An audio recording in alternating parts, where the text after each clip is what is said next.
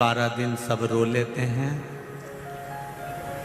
12 दिन पूरे होते हैं, फिर सब आलू चना की सब्जी और पूड़ी, रायता, नुक्ती, सेव, कहीं कहीं पे गुलाब जामुन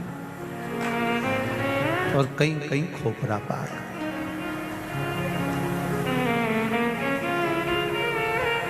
और मरे में भी चैन नहीं है इनको।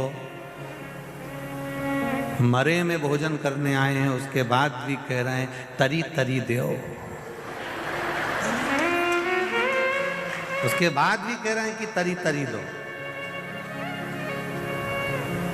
अरे ओ भेरू, अरे जरा विचार तो कर, वो मर गया बेचारा, सारे घर में गम, और तुम कह रहे क्या तरी तरी दो थोड़ी, रायता में जरा नुक्ती तो आन दो जरा, और नमक लाओ, थोड़ा नमक कम है रायता में, जाओ। कुछ नहीं होगा, मरने वाला मरकर चले गया, सारी जमीन जायदाद, प्रॉपर्टी, गाड़ी, बंगला, हैंडसेट, चेन, अंगूठी, मोबाइल सब यहीं छोड़ गया, सब यहीं।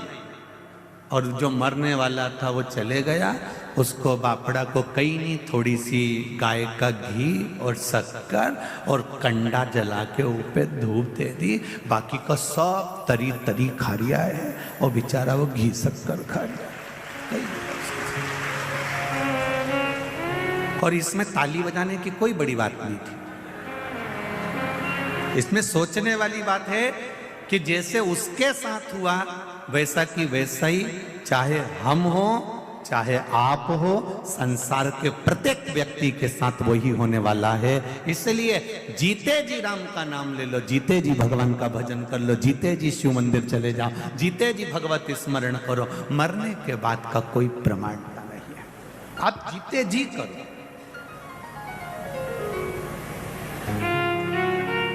पहले जीजियों ने बहुत अच्छा एक भजन गाती थी, कभी प्यासे को पानी पिलाया नहीं, बाद अमृत पिलाने से क्या फायदा। आगे क्या है इसमें, कभी गिरते हुए को, हाँ, बाद में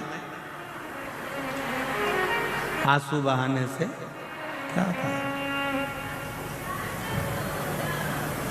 मैं तो मंदिर गई, देवालय गई, और पूजा करते करते मुझे ख्याल आ गया, कभी माँ बाप की सेवा करी ही नहीं, फिर पूजा कराने से क्या फायदा।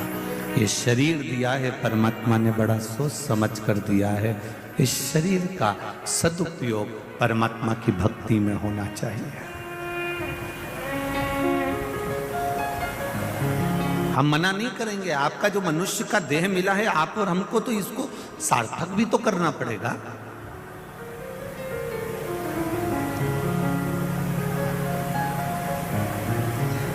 अगर ये मनुष्य का देह सार्थक नहीं हुआ, मानव का शरीर सार्थक नहीं हुआ, मानव का शरीर अगर सार्थकता की ओर नहीं गया तो जीवन बेकार। करो नौकरी, खूब दिल से करो, पर एक नौकरी मेरे परमात्मा की भी करी, एक नौकरी मेरे भगवान की भी करी। जब परमात्मा की नौकरी करोगे, और जो तुमने गवर्नमेंट की या प्राइवेट जो भी नौकरी करी है उसमें एक अंतर है।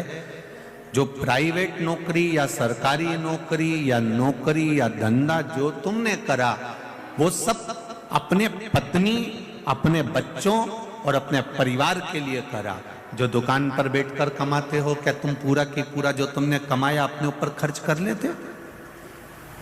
बोलो जरा, होता है ऐसा? नहीं। 10,000 रुपए कमाई करी तुमने दुकान पर बैठकर या नौकरी में, तो 10,000 तुमने अकेले अपने ऊपर खर्च नहीं करा। इतना बड़ा मकान तुमने बनाया, उस मकान में भी तुम्हारा खुद का रहना तो एक केवल जरा सा 6 फीट का, जो 8 फीट का जो पलंग होता है, उस पर कितना रात्रि विश्राम करा, सुबह उठे, स्नान करा और फिर दुकान चले गए। छोटी सी जिंदगी।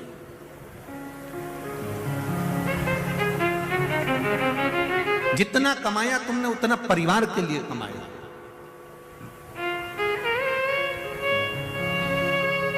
जितना कमाया आपने उतना बच्चों के लिए कमाया। पर जो दुकान पर, नौकरी में, सर्विस में, आपने व्यापार में जो कमाया वो पत्नी और बच्चों के लिए कमाया।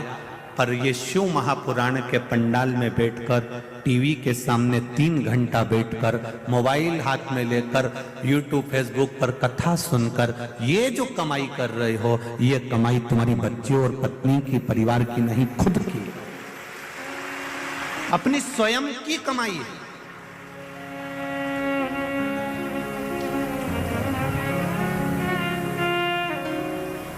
विधायक संजय भैया मित्र मंडली कथा करा रही है और वो मित्र मंडली ने कथा कराई है, तो वो कथा अगर उन्होंने कराई है तो उस कथा का फल यही है कि अपने जीते जी अपनी जो कमाई हुई, अर्थात भगवत भजन की कमाई, राम नाम, कृष्ण नाम की कमाई, शिव नाम की कमाई, भगवत स्मरण की कमाई।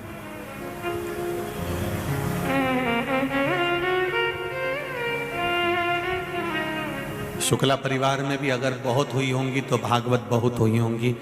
नानी बाई का मायरा भी हुआ होगा, श्याम भजन भी हुआ होगा, राम भजन भी हुआ होगा, सुंदरकांड भी हुआ होगा, रामचरितमानस भी हुई होगी, गीता का स्मरण भी हुआ होगा, सब कुछ हुआ होगा। पर पहली बार अगर शिव महापुराण की कथा मिली है और पहली बार अगर शिव पुराण की कथा हो रही है तो शुक्ला परिवार को भी भगवान को धन्यवाद देना चाहिए कि हमने जिंदगी में कौन सा पुण्य करा होगा जो ये शिव पुराण में